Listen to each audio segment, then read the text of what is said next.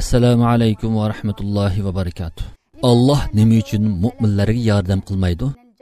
Nima uchun Alloh duolarimizni ijobat qilmaydi? Nima uchun Allohga iltijo qilsaqmi, iltijolarimiz Allohga yetmaydi? Musulmonning qani Ka'badan ulug' va hurmatli emasmi? Nima uchun musulmonlar necha yuzlab, necha minglab o'ltirildi, azoblanadi, yurtlardan qo'llanadi? Nima uchun Alloh qo'shinlarini avatib musulmonlarga yordam qilmaydi?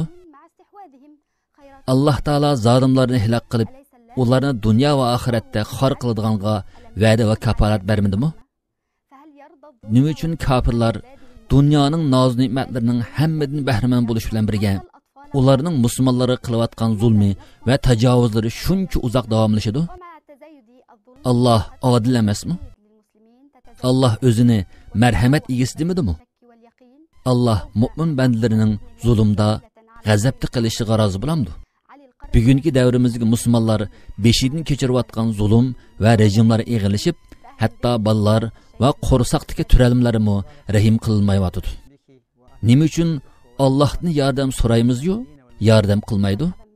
Nima uchun mu'minlarning o'ltirilishi, yurtlarning qo'g'ilinishi bargan sari eg'irlashib, ular shak bilan jazmiyat ichida ikkilinib yuradi? Biz yuqorqi savollarimizni Dunyo O'lmalar Ittifoqining bosh kotibi Doktor Ali Qardog'ining oldiga qo'yamiz. Javob: bu savol haqiqatan ahamiyatli savol bo'ldi. Biroq men bu savolga javob berishdan burun musulmonlarni hozirgi holatlari va kelgusida besib o'tadigan ig'ir kulpaltik holatlaridami to'g'ri e'tiqodda, to'g'ri maydonda mustahkam turishiga undayman. Shundaqla javobimning muqaddimasi sifatida tuvandagi ikki qoidani o'tirib qo'yib o'taman. Biz bilishga tegishli birinchi qoida bo'lsa, olam hukmi islom prinsipida faqat moddiy dunyolar emas, balki dunyo va oxiratni o'z ichiga oladi. Adolat, jazo, ajri va azob, baxt va baxtsizlik qatorliq masalalarning hammasi dunyo va oxiratdan iborat keng doira ichida Allohning adolatini namoyon qilib beradi. Allohning insonlarga amlashtirib beradigan dunyo va oxiratdagi azobning qattiq yoki yenik bo'lishi, shuningdek mukofotning ko'p yoki oz bo'lishi insonlarning amaliy ahvoliga asosan bo'ladi. Mu'minlar bularning hammasiga ishonadi. Ikkinchi qoida bo'lsa, Alloh olamni g'azab va aldarong'ulik uchun yaratmadi, balki dunyo va uning ichidagi maxluqot va mavjudotlarning hammasini qonuniyat bilan yaratdi. Mana bu qonuniyat bilan Alloh taolo o'ziga taslim bo'lgan, iymon etgan mu'minlarni, shundaqla kofirlarni mo xolimusun boshqardi. Alloh o'zining qonuniga bo'ysundirdi. Umuman insonlar yuqorgi qonuniyatga bo'ysunadi. Allohning belgilab qo'ygan mag'lubiyat qonuniyati, g'alaba qonuniyati, mustahkam qilish qonuniyati qatorliq nurg'un qonuniyatlar bor bo'lib, Alloh ana shu qonuniyatlar orqali biz musulmonlarni va kofirlarni boshqardi. Agar iymoni kuchli bir musulmon qurolsiz, tayyorliqsiz jangga kirsa, mag'lub bo'ladi. Shuning uchun bu xil qonuniyatni bilish kerak. Bu yer diqqatimizni og'dirishga tegishli masala Allohning yordamining, g'albining o'ziga loyiq 3 xil sharti bo'ladi. Bu shartlarni mu'minlar cho'qim hozirlash kerak. Birinchi, har bir mu'minda aqida jihati ixlos bo'lish kerak. Ikkinchi, Allohning yordamiga loyiq qonuniyatga uyg'un holda ma'naviy kuch, moddiy kuch-quvvat jihatlarida atrofli tayyorlik qilinishi lozim.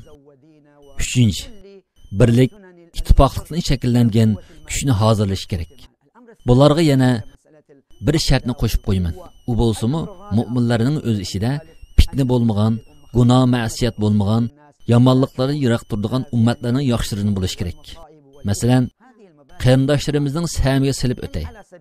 Alloh sura Fajrda yuqorqi mu'minlar hozirlashga tegishli nusratning 3 xil asosiy sharti masalasiga insonlarning toqat madori va olam qonuniga nisbatan silish turish orqali aniq javob berdi. Buning biri kechida tongning etishi bo'lib, Alloh bu orqali ikki narsaga ishorat bergan. Umuman tong qattiq qorong'ulikdan keyin otadi.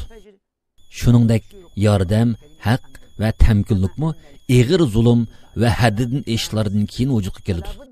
Biroq tongning etishi Allohning qonuniyatiga asosan har qaysi davlat va rayonlarda doim birla vaqti bo'lmaydi. Tongning etishi ba'zi davlatlarda 1 soat ilgari, yana ba'zi davlatlarda bir qancha soat keyin bo'ladi. Bundaq tongning etishining ilgari keyin bo'lishi Allohning o'rlashtirib qo'ygan qonuniyati bo'yicha bo'ladi. Shuningdek, insonlarning Allohning yordamiga erishishi baxtlik bo'lishimi Alloh tuzib qo'ygan shartlarga bog'langan holda vujudga chiqadi. Alloh taolo bu oyat karimida Parvardigorining ot va kuchlik Iramni qandoq jazolaganligini ko'rimdingmi? Bundaq odamlar boshqa shaharda yaratilmagan edi. Shuningdek, vodiy qo'rolarda toshlarni kesib, u yerlarni bino qilgan Samudni Alloh qanday jazoladi? Shuningdek, qo'roqlar egisi Fir'avnni qandoq jazoladi?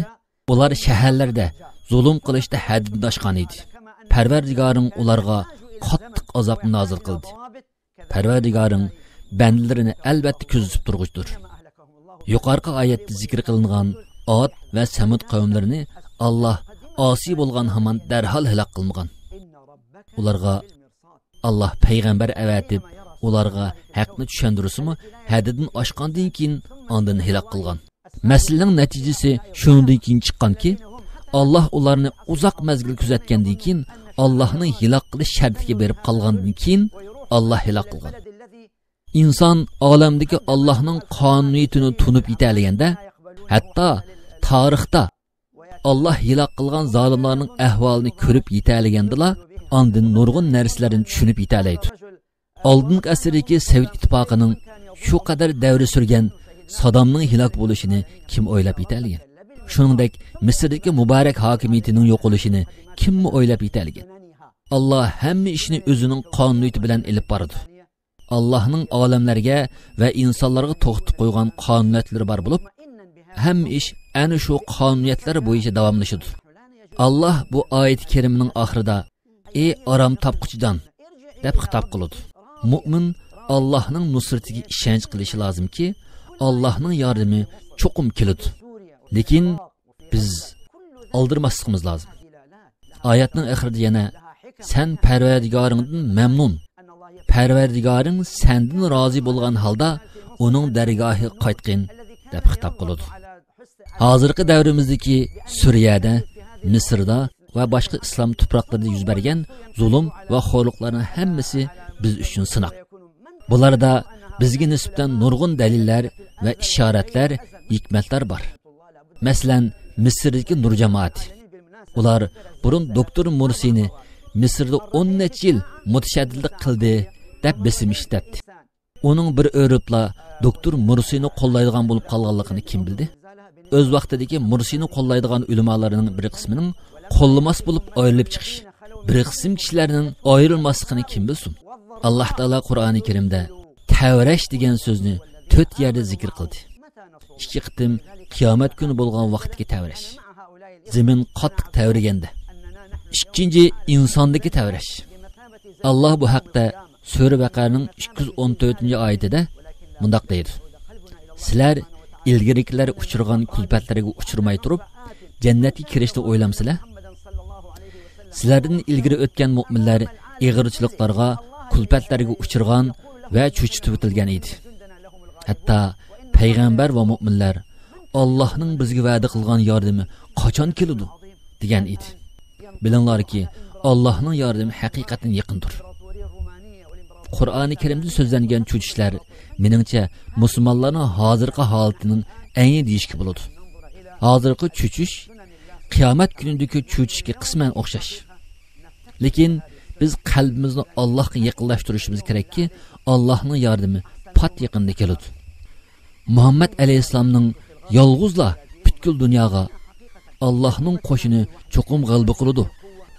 Alloh cho'qim ma yordam beradi degan so'zlarni jakarlab uzoq o'tmay, hozirgi vaqtda biz Allohning bizga yordam berishiga oldingi shart qilgan shartlariga qarashimiz kerak. Biz musulmonlarda ummatning yaxshisi bo'lishdek axloqlar bormi? Yurtdan qo'g'langan musofir musulmonlarni bir qism g'arb allari qabul qilyapsa, bir qism musulmonlik da'vosi qilayotgan davlatlar qabul qilmayotdi. Biz musulmonlarda Allah talab qilgan ittifoqlik, inoqlik bormi? Islom ummatida kuch-quvvat bormi?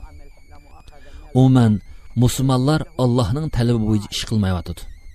Alloh taolo bundoq deydi emasmi? Kim Allohning diniga yordam qilsa, Alloh uningga yordam qiladi. Intayin sezgur bir hikoya bor. Uni saminglarga sunishni o'yladim. Bint Hilako Bag'dod ulamolarining biriga Alloh bizga yordam qiladi, kofirlarga yordam qilmaydi degan tinglar. Sizlar degandek biz kofir. Ammo Alloh bizga yordam qildi-ku. Debdi. Agar sening bir pado qo'ying bo'lsa, bir qo'ychiga boqqizgan bo'lsang, qo'ylar qo'ychini yiroqlab ketgan bo'lsa, qo'ychi yiroqlab ketgan qo'yni qanday qilib yig'ib keladi? Debdi sheyx. Albatta, qo'ychining qo'ylarini yig'ib kelish odati bo'yicha itni avatib, yiroqlab ketgan, ezib ketgan qo'ylarini yig'ib keldi-da, debdi Binti Hilaku. Sizlar shu qo'ychini yiroqlab ketgan, ezib qolgan qo'ylarni yig'ib keladigan itning o'zi. Alloh taolo sizlar orqali biz musulmonlarni ittifoqlashtirmoqchi, o'ziga qaytarmoqchi deb javob beribdi sheyx. Savol: Alloh nima uchun mu'min bandalarini himoya qilmaydi? Javob: bu savolga javob berish uchun Allohning mu'minlarga berilgan nusrati va mu'minlarni qo'g'dash haqidagi shartlarini musulmonlar to'liq ijro qildimi yo'q? Mu'minlarning hozirgi holatlari Allohning nusrat berish va qo'g'dash shartiga to'shamdi yoki to'shmamdi deganlarni muhokama qilib o'tishga to'g'ri keladi. Musulmonlar Allohning yo'lidan yiroqlashib ketdi. Iymondan yiroqlashib ketdi deyishga bo'lmaydi. Lekin Allohning olamni boshqarish va kontrol qilish qonuniyatini tushunolmadi. Ham bu qonuniyatdan yiroqlashib ketdi. Shu sababdan biz musulmonlar orqada qoldik. Biz hozir dunyoni idora qilish, dunyoni qurib chiqish sohasida orqada qoldik. Hozirgi ummatning eng yaxshi ummat bo'lishi oldingilarga bog'lanib keladi. Demak, oldingi ummatning yaxshi bo'lishi hozirgi ummatning yaxshi bo'lishining asosi bo'ladi. Alloh Qur'oni Karim Sura Ali Imron 110-oyatida mundaq deydi: Ey Muhammad ummati, sizlar insonlarning manfaati uchun o'tirg'i chiqarilgan. Bu oyat deyilgani kishilarning manfaati uchun emas, balki boshqalarga yaxshilikda guvochi bo'lish, yaxshilikda kishilarga o'lgu bo'lish, har jihatdan kuchlik bo'lish, bo'linmaslik degan mazmunlarni bildiradi. Musulmonlarda bu oyat deyilgan sifat bo'lgandila, ondan yaxshi ummat bo'lg'ili bo'ladi. Hozirgi ahvolimni qaraydigan bo'lsak, biz Alloh ko'rsatib bergan to'g'ri manhajda emas. 100 yillar burun to'g'ri manhajda edik. Hozir islom ummati jihatdan to'g'ri manhajdan yiroqlashib ketdi. Har jihatdan ojizlashib, hozirgi holatimizga kelib qoldik. Alloh taolo Qur'oni Karim Sura Ali Imronning 139-oyatida ishorat berib mundaq deydi: Jihatdan bo'shib qolmanglar. Shahid bo'lganlar uchun qayg'urmanglar. Agar mu'min bo'lsanglar, ustunlik qozonasizlar. Lekin biz Alloh buni oyat karimada maqsad qilgan haqiqiy mu'minlarmi? Iymonimiz o'lchamga yetamdi? Axloqimiz sog'lommi? Allohning diniga esilishimiz to'g'rimi? Birlikimiz haqiqiy Allohning talabiga uyg'unmi? Yo'q. Bizda yuqorqi o'lchamlar yetarli emas. Shuning uchun salaf ulamolari va boshqa solih kishilardan nima uchun duolarimiz ijobat bo'lmaydi deb so'ralganda, tuvandagi Baqara surasining 186-oyati bilan javob bergan. Mening bandalarim sendan men to'g'riliq so'rasa, ularga aytqinki, men haqiqatan ularga yaqinman. Ularning ahvollarini, so'rg'anlarini bilib turman.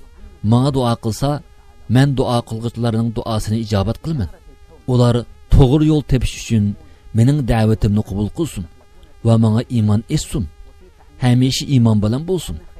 Allohning bizning duolarimizni ijobat qilish uchun Allohning da'vatini qabul qilish, iymonimiz haqiqiy bo'lish, islomning barliq axloq va ibodatlarini o'lchamga yetkazib amillashtirish qatorliqlar oldingi shart qilingan. Amaliyotda biz Allohning da'vatini ijobat qilmayapmiz.